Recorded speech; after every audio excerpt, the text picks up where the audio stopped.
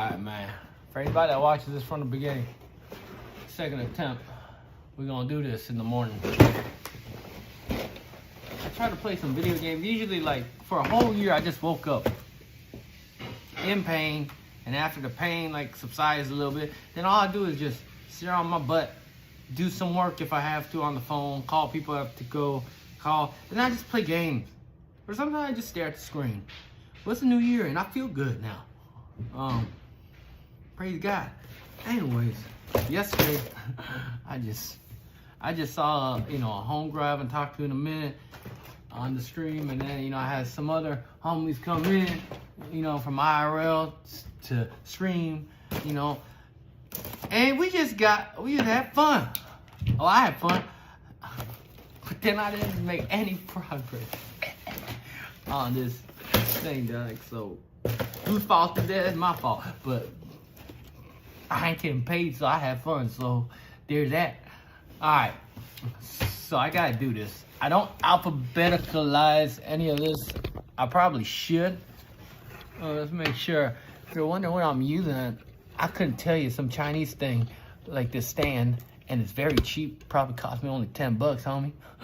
There's a lot of those things out these days. But regardless, I ain't gonna alphabeticalize this, so I'm just gonna. Maybe I should, man, to just make my life easier. Okay, now let's make Choco Pie's life easier. Now, I told my name yesterday on stream, but I ain't a big YouTuber, and I think some YouTubers put their name. The only reason I didn't give my name out while I was streaming a year or so ago back when I started is I didn't care about making this into something, but I did have a little passion into it at first. But I didn't want people to swap my business, man. There's people like that out there, man. And yeah, that's usually to bigger YouTubers and people, right? But still, I have a business at the time, and I don't want my employees or anybody getting damaged from my interactions online. So that's what it is. But now we don't have a business, so I'm cool with it. Alright, so F comes after D, D comes after F. Stop playing. Oh, shoot, dang, see, this is what happens when you buy stuff from China. It's gonna be cheap, but it ain't gonna be the best at time. There's a lot of Chinese stuff that are actually really good, so I can't hate on that right now. I'm Korean. If you watch this, I don't hate Chinese people. I used to. If I'm being real with you, I didn't really like their culture, and the many Chinese friends that I thought I met when I was going to community college in Seattle, I realized they were very fake.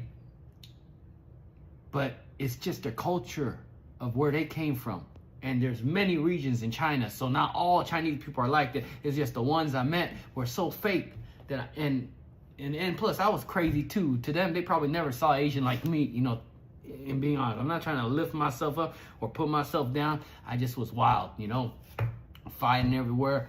I wasn't a gangster or nothing, but like these Asians in the West Coast, not in the South, like where Tacoma and stuff is. Yeah, there's bangers down there, I'm sure. But like where I was at that minute, there was like all the Asians I met were squares. It's just what it was. Like they were, because out of every, even the bars, Tigs I used to go to, like I'm sure there was big gangsters. I met some gangsters there. One, I remember, but it's just, it wasn't like Texas. Texas, like, man, I was the goofball, funny guy. And I was fat too, and I had no muscle. I didn't know how to fight then. I was just very scared of a lot of things.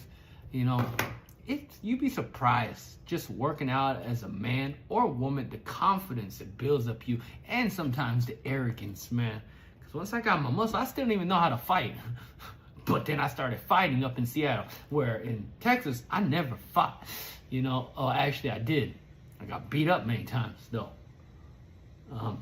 With some boxing gloves at times, but that one of the older, like just 1 or 2 years older than me, just pounding me because I was too scared. I never been, like I don't like getting hit because my dad beats the crap out of me. My grandpa beats the crap. I just don't like getting hit, so there's a fear in me. But once I came up to Seattle, You know, and that's how I grew up in Texas. I realized, like, with these Asians up here, while we're drinking, going to bars and stuff, like, they ain't like me. Like, a lot of them. I'm sure there's more scary people up here than me, but, like, the ones I met weren't like me. So, and then I could start over. So I just started, I was hard, and I just started being reckless, fighting people, laughing, causing all sorts of trouble, made friends everywhere I went, but also lost a lot of friends everywhere I went because of my psychotic craziness. It was just, yeah, fictional story, I like to say. It's a fictional story, but yeah, my anger got so bad that, you know, I just remember I was just so angry during those times and so arrogant and happy, but it was a false happiness.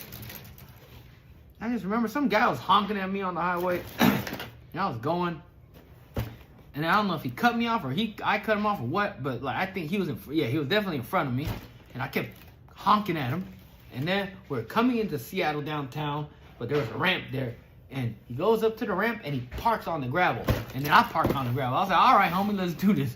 So I grab my knife and I come over there and I put it straight to his throat. I said, what's up now, homeboy? I don't know if that's exactly what I said. It's been too long.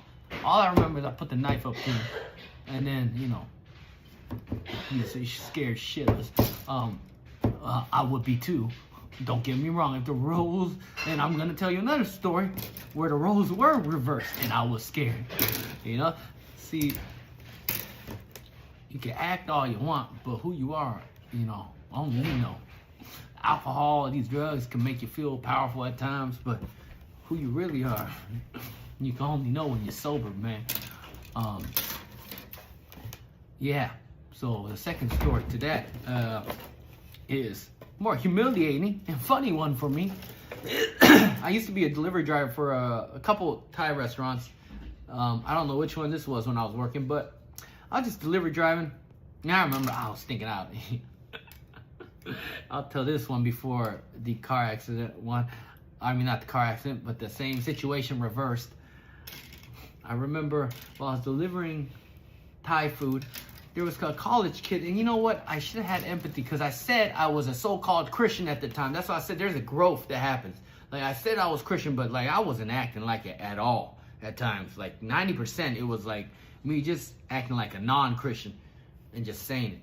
But I just remember this little Chinese, I definitely was Chinese. I could see my Asian people, and I know which ones they are, usually.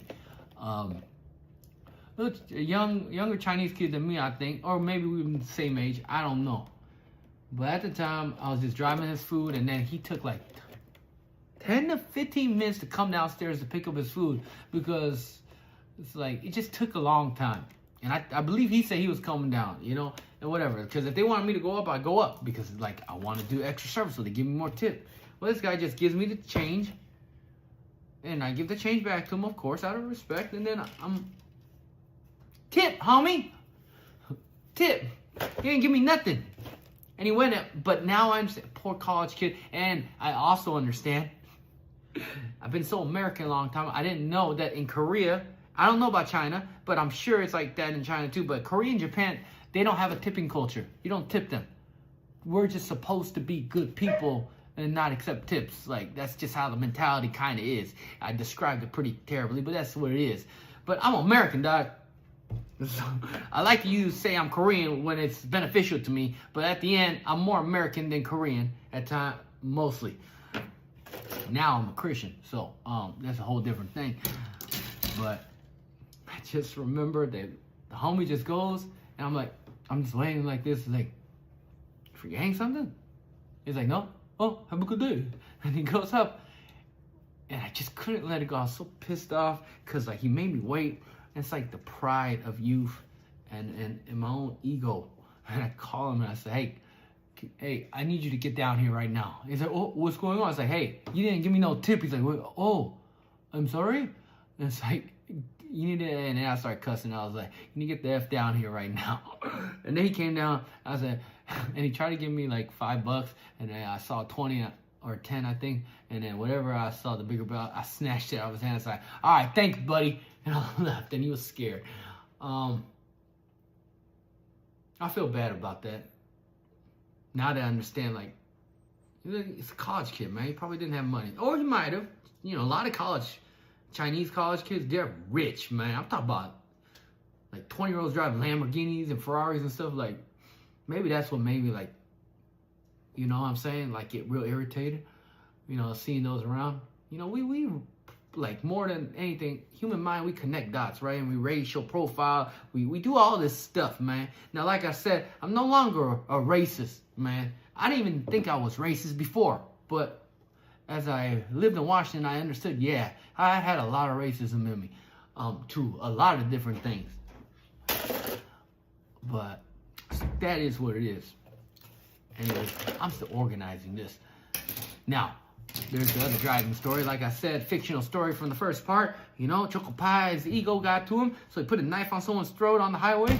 And now this is the second, a different story, but the same kind of situation. So someone, I guess, in a Beamer or something, I thought it was some Asian dude, like with tinted windows. He just cuts me off. I'm like pissed off, so I'm just honking. And I think I honked at him for like a good 5 minutes wherever he was driving. And then finally he pulls over, and I'm like, all right, homie, let's get down. And then I'm about to get out of my car, but he gets out of his car, and this fool's like at least 6 foot tall. I think he was bald headed. He looked Russian, Ukrainian, I don't know.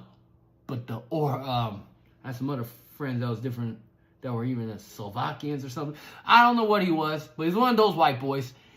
And he was scary, I ain't gonna lie. He was freaking jacked it up. And I told you, at the time, yeah, I was fighting, but I didn't have no training, no jiu-jitsu, nothing like these kids today are all obsessed with. None of that. That's just street fights.